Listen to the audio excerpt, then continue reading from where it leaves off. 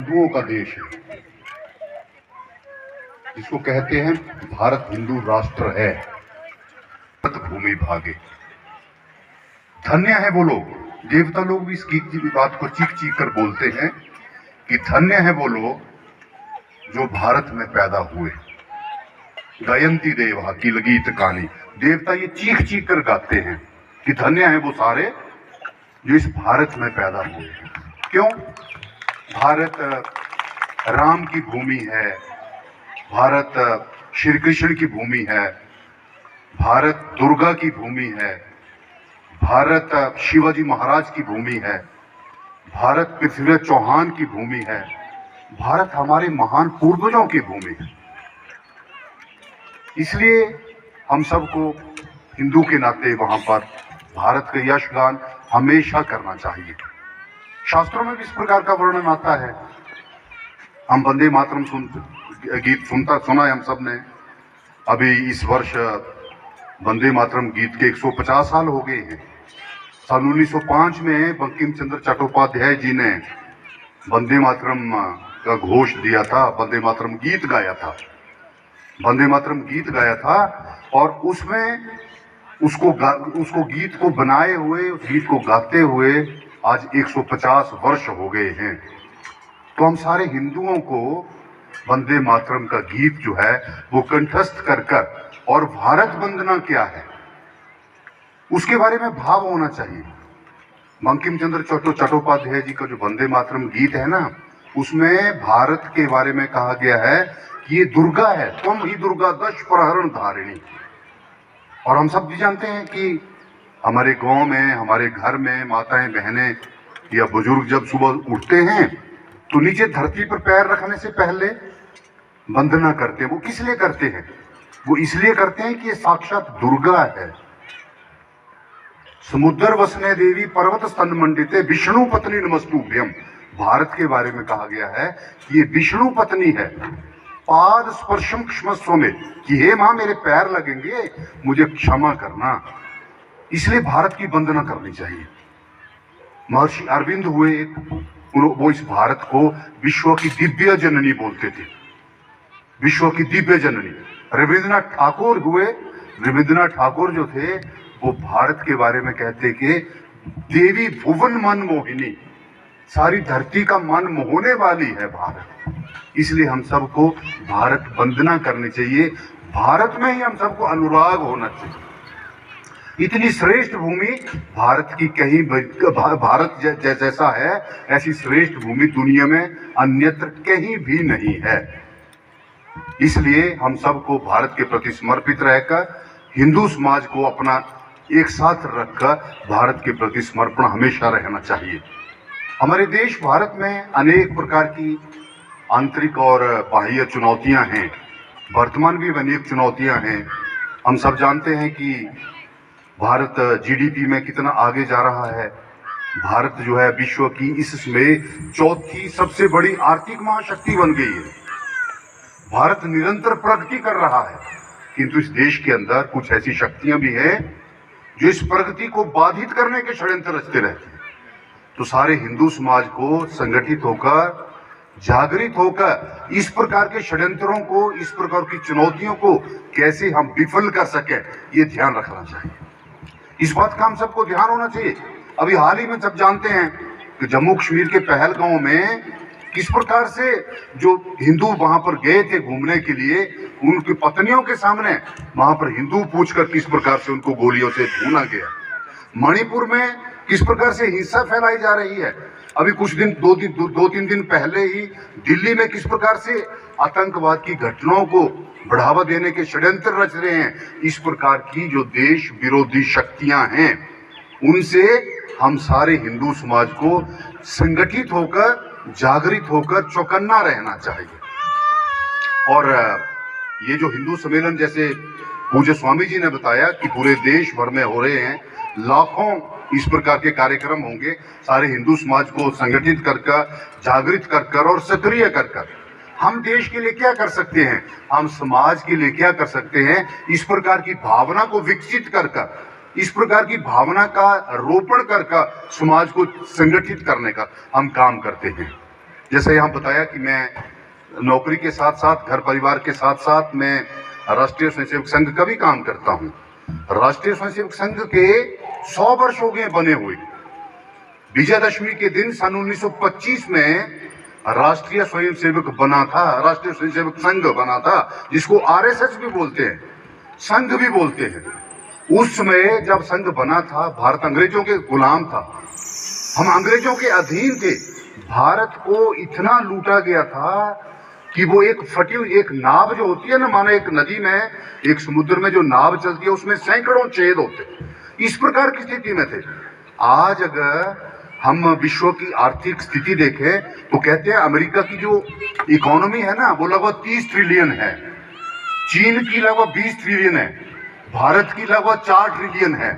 हम सबको ये पता होना चाहिए, भारतवासियों को, हमारे भारत को सोने की चिड़िया बोला जाता था, और अंग्रेजों ने 43 ट्रिलियन संपत्ति जो है, धन संपदा जो है, वो भारत से लूट कर वहां ले गए थे। इतना अमीर होता था भारत।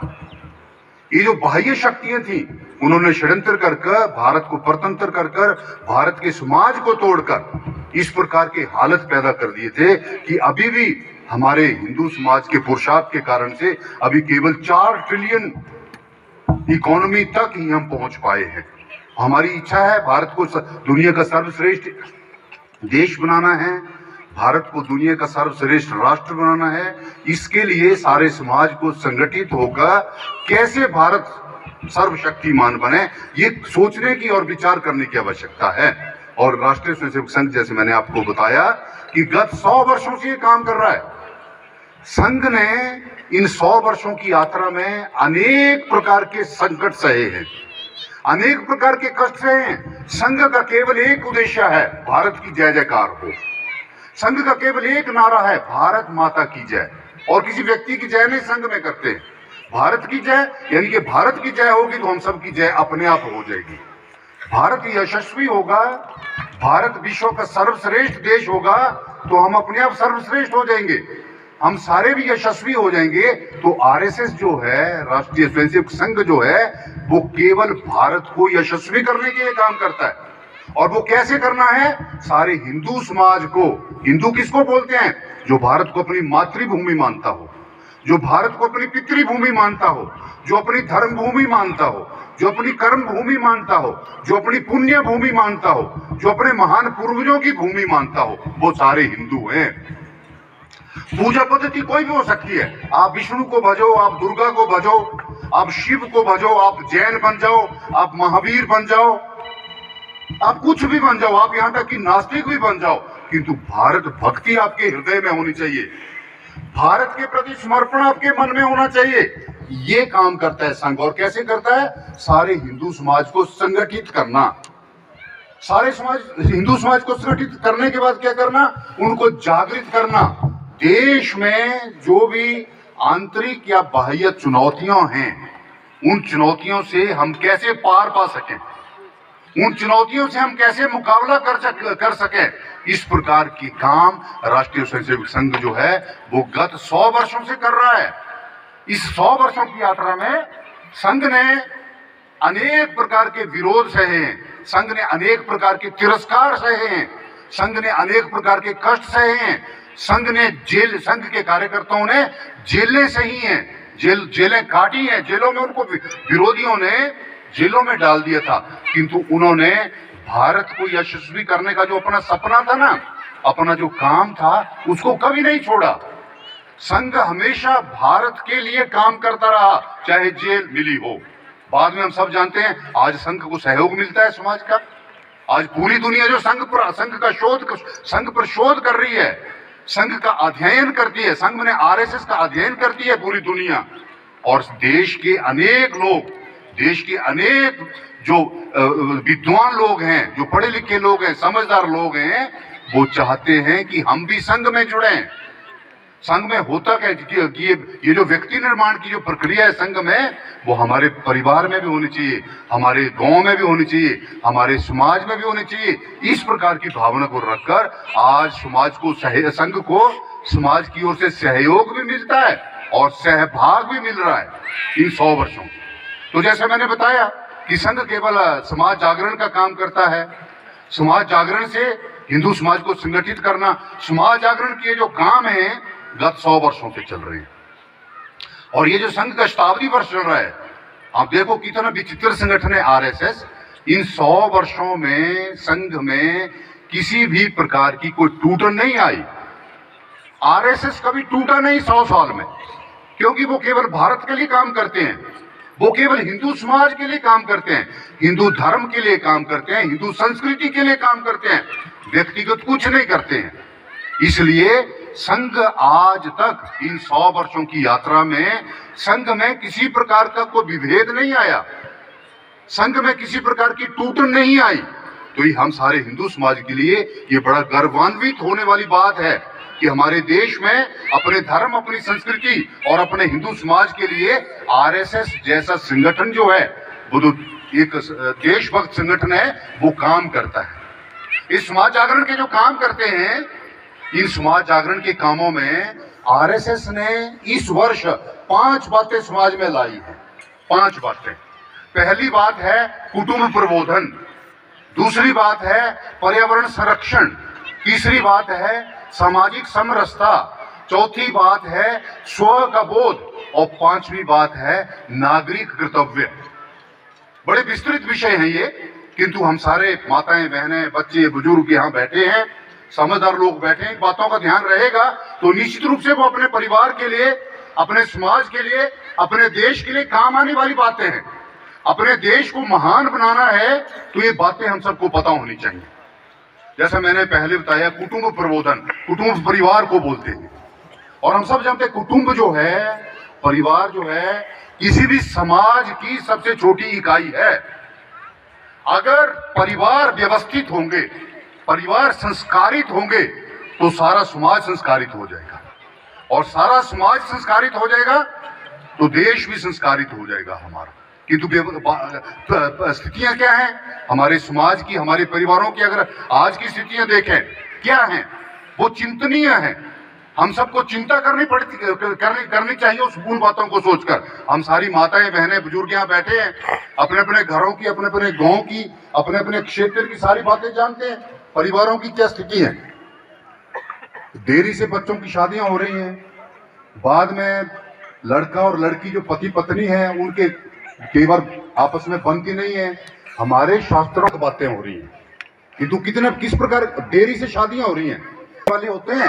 आजकल परिवारों में इस प्रकार की एक भावना भी देखने में मिली है कि वो बोलते हैं कि हमारे कोई बच्चे नहीं होंगे, इस प्रकार की भी बात चलती है। तो आजकल के जो पढ़े लिखे बच्चे अच्छे मल्टीनेशनल कंपनीज में, देश में काम करते हैं, विदेशों में काम करते हैं, विवाह तो वो करते हैं अपना, किंतु बच्चे नहीं उनके वो करना चाहते। क्यों नहीं करना चाहते? वो बोलते हैं कि इनकम हमारी डबल होनी चाहिए, किंतु हम कमाएंगे कुछ नहीं। Double income, no kids. तो वो कमाएंगे किस लिए? तो कमाएंगे किस लिए? इस बात को अगर हम विचार करेंगे तो हम सबको ध्यान आएगा कि यहाँ पर जो आक्रांता हैं, जो दूसरी संस्कृति के लोग हैं, वो नजरें गड़ाए बैठे हैं, वो इस प्रकार का घात लगाए बैठे हैं। वो बोलते हैं कि आप मत कमाओ, आप मत बच्चे पैदा करो, आप चले जाएंगे, जब आप मर जाएंगे तो ये संपत्ति हमारी हो जाएगी, ये संपत्ति हमारी हो जाएगी। वो इस प्रकार के षड्यंत्र रचे हुए हैं उन्होंने, इस प्रकार की शिक्षा देते हैं, वो इस प्रकार की भावना फैलाते हैं बच्चों को। हम सब जानते हैं परिवारों की स्थिति। आज से लगभग 25-30 साल पहले क्या होता था? शाम को परिवार के सारे लोग जो थे, बच्चों से लेकर बड़ों तक, हाथ पैर धोना, शाम को भगवान के पास मंदिर में या जहां पर भी भगवान की मूर्ति रखी होती थी, सारे वहां इकट्ठे हो जाते थे। भोजन करने से पहले सारे सामूहिक आरती करते थे, भगवान की वंदना करते थे, आरती करते। तो मुझे जगदीश हरे वगैरह कॉमन होता था सारे घरों में। लेकिन आजकल होता है क्या? नहीं होता। पता नहीं होता बेटा कब खाएगा, बहू कब खाएगी, बेटी कब खाएगी, माता पिता अकेले रह जाएंगे रसोई में, कौन कब आएगा, कब खाना खा के चला गया, कोई पता ही नहीं चलता है।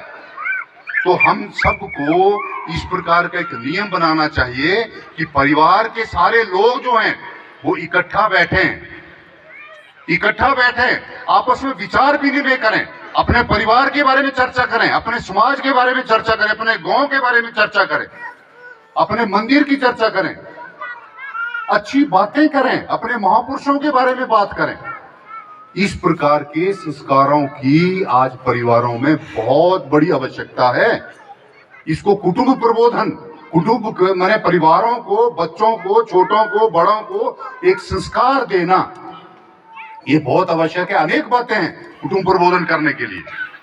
जो नव, विशेष रूप से जो नव दंपति होते हैं, नए बच्चों की जो शादियां होती हैं, उनको बताना चाहिए। मुझे ध्यान है, एक बार मैं एक बैठक में गया था, एक मीटिंग में बेंगलोर में। हमारे हिमाचल के भी काफी बच्चे जो आईटी सेक्टर में काम करते हैं, 30-35 साल के बाद वो शादी करते हैं। तो 32% युवा दंपतियों के तलाक हो रहे थे आईटी सेक्टर में। फिर हमारे कार्यकर्ताओं ने, मैंने संघ के कार्यकर्ताओं ने अध्ययन किया, संपर्क किया, क्या हुआ, तो उन्होंने ये पाया कि जो परिवारों में संस्कारों की कमी है ना, इसके कारण से सारा परिवार टूट रहे हैं। तो हम सारे माताओं को, बहनों को, बच्चों को, बुजुर्गों को संस्कार देने लेने की आवश्यकता है। पहले क्या होता था परिवारों में, छोटे बच्चे से लेकर दादा दादी तक, नाना नानी तक संस्कार की व्यवस्था रहती थी। बच्चे होते थे, दादा दादी से लोरियां सुनते थे, उन लोरियों के माध्यम से उनको संस्कार मिलता था, उनको ज्ञान मिलता था, उनको अपने देश संस्कृति का पता चलता था। आज वैसा नहीं है। आज कौन लोरियां सुनाता है? लोरी सुनकर सोना ऐसा बहुत कम हो गया है। तो ये जो परिवार व्यवस्था है हमारी, पूरी दुनिया में सबसे सुदृढ़ परिवार व्यवस्था बोली जाती है भारत की। आज पश्चिम के लोग, जो पश्चिम में तो परिवार टूट गए हैं, वहां पर रिश्ते बुआ, चाचा, ताया, ताई, बुआ, ऐसा कोई पता नहीं होता, वहां सब अंकल बोलते हैं। लेकिन यहाँ पर भी एक एक बच्चा या कोई बच्चा पैदा नहीं होगा, किसी को पता नहीं होता बुआ कौन है, चाचा कौन है, ताया कौन है, ताई क्या है, चाची क्या है, बुआ क्या है, फूफड़ क्या है, कोई पता नहीं होता है। तो इस प्रकार की परिवार की व्यवस्थाओं को ठीक रखने की, ठीक करने की, संस्कारित करने की बहुत आवश्यकता है। परिवारों में हम रहते हैं, हम एक साथ भोजन करें, कम से कम इस प्रकार का नियम हमारे परिवारों में होना चाहिए। सब माताओं बहनों से, बड़ों से मेरा आग्रह है, हमारे परिवार में इस प्रकार का एक नियम बनना चाहिए कि कम से कम सप्ताह में रविवार के दिन या छुट्टी वाले दिन हम सारे इकट्ठे रहेंगे और इकट्ठा भोजन करेंगे। कोई अलग अलग भोजन नहीं करेगा। ऐसा करने से हमारी जो परिवार व्यवस्था जो है, हमारा जो हिंदू समाज है, वो संगठित हो जाएगा, शक्तिशाली हो जाएगा। तो ये करने की आवश्यकता थी। पहली बात मैंने बताई थी कुटुंब प्रबोधन की। दूसरी मैंने बताई कि पर्यावरण की, जो पर्यावरण संरक्षण की। पर्यावरण हम जानते हैं, मिट्टी, पानी, वायु, जैसा हमारा शरीर 5 तत्वों से बना है, पृथ्वी, जल, वायु, अग्नि, आकाश। भगवान भी उसी से बना है, भूमि, गगन, ये सारा मिलकर 5 तत्वों से भगवान बना है। भगवान शब्द जो है, और हम सब का शरीर भी उससे बना है। किंतु उसमें कितने दोष आ गए हैं। मिट्टी कैसी आज हमारी, प्लास्टिक जो है वो जमीन में मिलता है, जो 100-100 साल तक गलता नहीं है। पानी जो वो दूषित है, पानी दूषित है। हवा जो दूषित है, ओजोन लेयर के बारे में हम सब जानते हैं। सूर्य से जो हानिकारक किरणें वो नीचे आती हैं, ओजोन लेयर जो पतली हो रही है वो टूट जाएगी, वो खत्म हो जाएगी, तो हम कोई भी जिंदा नहीं रह पाएंगे। आज जो सामान्य तापमान होता है धरती पर, ग्लोबल वार्मिंग हो रही है, ग्लेशियर्स पिघल रहे हैं। ये ग्लोबल वार्मिंग जो है प्रदूषण के कारण से हो रही है। आज 45 डिग्री सेल्सियस या 48 डिग्री सेल्सियस तापमान हो जाए ना, तो हाई तौबा मच जाती है पूरी दुनिया में। लोग मरना शुरू कर देते। 50-51 के आसपास इस बार के पिछले साल की गर्मियों में राजस्थान में 51 डिग्री सेल्सियस हो गया था। 51 डिग्री सेल्सियस हो गया था। रेगिस्तान का जो इलाका है, पोखरण का जो इलाका है, वहां पर 51 डिग्री सेल्सियस तापमान हो गया था। तो इस प्रकार तापमान बढ़ता रहेगा। अगर प्रदूषण बढ़ता रहेगा तो तापमान बढ़ता रहेगा। आप सोचो 58 या 60 डिग्री सेल्सियस है तापमान, तो कोई जिंदा रह पाएगा? कोई नहीं रह पाएगा। ऐसा बोलते हैं वैज्ञानिक, ऐसा बोलते हैं कि धरती पर कम से कम 33% पेड़ होने चाहिए। 33%। हमारे देश में इस समय 23% पेड़ है अभी तक, केवल 22.7%। तो आप सोचो किस प्रकार से ग्लोबल वार्मिंग हो रही है। सारे जो वर्षा का जो साइकिल होता था ना, वो सारा बदल गया है। बरसात का कोई पता नहीं चल रहा है। शिमला में मैं रहता हूं, 3 साल से कोई बर्फ ही नहीं गिर रही है वहां पर। बरसात का कोई पता नहीं चलता, या बरसात हो रही है तो उसका कोई कंट्रोल ही नहीं होता है। इतनी अंधाधुंध बारिश हो रही है, इतनी ज्यादा बरसात हो रही है, कोई फसलों का कोई पता नहीं चल रहा है। तो ये जो पर्यावरण, ये जो पर्यावरण का संरक्षण अगर हम नहीं करेंगे, पानी देख लीजिए, पानी की क्या स्थिति है, फिर मिट्टी की स्थिति देख लीजिए। प्लास्टिक का प्रयोग करते हैं हम सारे लोग, तो प्लास्टिक की चीजों का प्रयोग हम सबको नहीं करना चाहिए। अपने घरों में भी फंक्शंस होते हैं ना, विवाह होती है, शादियां होती हैं, वहां पर वो जो टॉर वाले पत्थर होते हैं ना, वो लेने चाहिए। उनको बायोडिग्रेडेबल बोलते हैं, एकदम पिघल जाते हैं वो मिट्टी में जब जाते हैं। हम प्लास्टिक के पत्ते प्लेटें लाते हैं, वो 100-100 साल तक नहीं पिघलते। आज एसिड रेन हो रही है, एसिड वाली बारिश वर्षा हो रही है। अब सोचो दिल्ली में यमुना कितनी प्रदूषित रहती है, एसिड वाली वर्षा होगी तो कोई जीवित रह सकेगा? कोई नहीं रह सकेगा। आज दुनिया में तकनीक का, विज्ञान और तकनीक का जमाना है।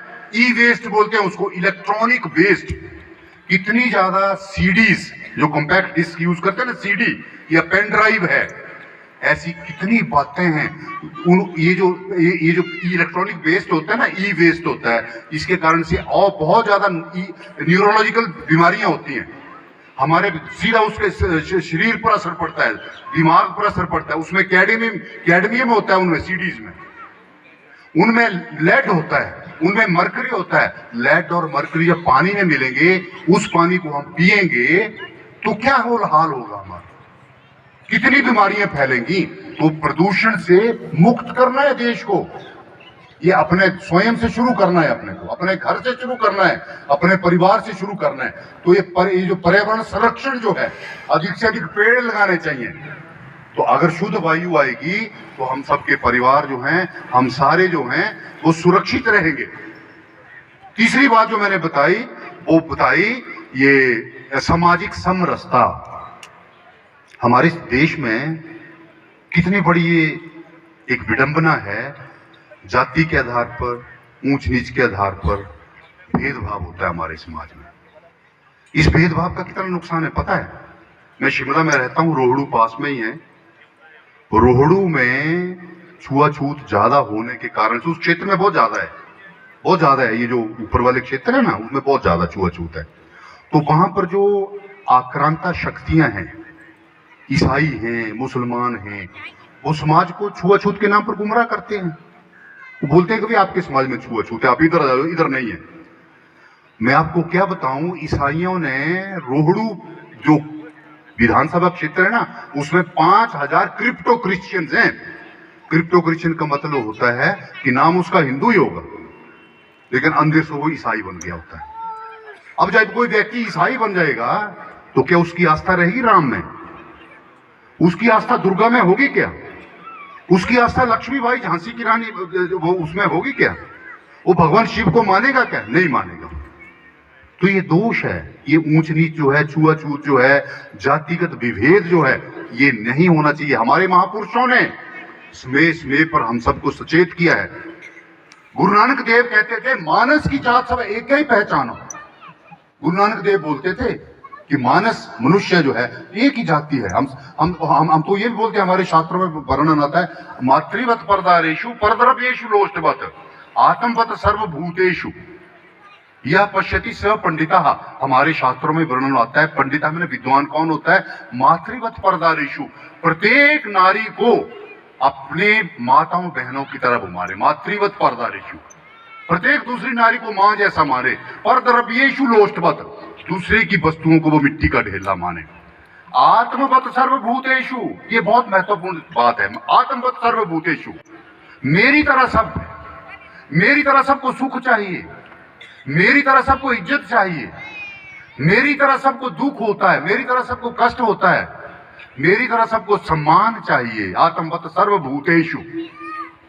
तो इस प्रकार जो सोचते, यह पश्यति स पंडिता, जो यह देखता है वो उसको विद्वान बोलते हैं, पंडित उसको बोलते हैं।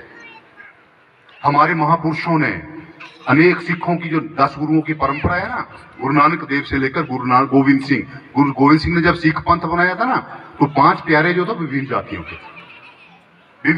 के थे। वो एक समाज, एक संदेश देने के लिए समरसता होनी चाहिए। जैसे हम गांव में खिचड़ी बनाते हैं ना, उसमें चावल है, नमक है, हल्दी है, फिर मांस है, वो सारे मिलके बहुत स्वादिष्ट व्यंजन बनता है। वैसे हम समरस रहें, मिलके रहे, छुआछूत नहीं होनी चाहिए, उससे समाज टूटता है, उससे समाज टूटता है। जो बाह्य शक्तियां जैसे मैंने बताई, ईसाई और मुसलमान जो हैं वो समाज को भ्रमित करते हैं। हम सारे हिंदू के नाते पैदा हुए, सबको आंखें हैं, सबका शरीर एक जैसा है, सबको आदर चाहिए, सबको दर्द होती है, सबको कष्ट होता है। तो इस बात को ध्यान में रखकर छुआछूत से अपने को दूर रहना चाहिए। हम तो संघ में बचपन से, ये जब से संघ बना है ना 1925 में, तब से बोलते हैं कि छुआछूत नहीं होनी चाहिए। और सन 1966 से संघ ने बोलना शुरू किया था, हिंदवा सोदरा सर्वे, हम सारे हिंदू सगे भाई हैं। हिंदवा सोदरा सर्वे, स उधर मैंने भारत माता के पुत्र पुत्रियां हैं, हम भारत माता के पुत्र पुत्रियां, सोदरा स उधर, एक उधर के हम, किसके उधर के? भारत मां से। भारत का हम अन्न खाते हैं, भारत का हम जल लेते हैं, भारत की हम वायु लेते हैं, तो हम सब सहोदर हैं, सगे भाई हैं, सगे भाई बहन हैं। हिंदवा सोदरा सर्वे, न हिंदू पतितो भवे, कोई हिंदू पतित नहीं होता। ये संघ ने बहुत पहले से बोला है, और ये सारे हिंदू समाज को संगठित करने के लिए ये बहुत जरूरी बात है। हमारे संतों ने, भीमराव अम्बेडकर पुरुषों ने समय समय पर समाज को इस प्रकार की, इस विभेद से, जातिगत छुआछूत से दूर रहने के लिए संदेश दिए हैं। उधर पूर्व से लेकर पश्चिम तक, उत्तर से लेकर दक्षिण तक जितने भी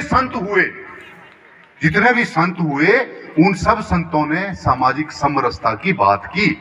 तो हम सबको भी सामाजिक समरसता का ध्यान रखना चाहिए, अपने से शुरू करना चाहिए, अपने घर से शुरू करना चाहिए।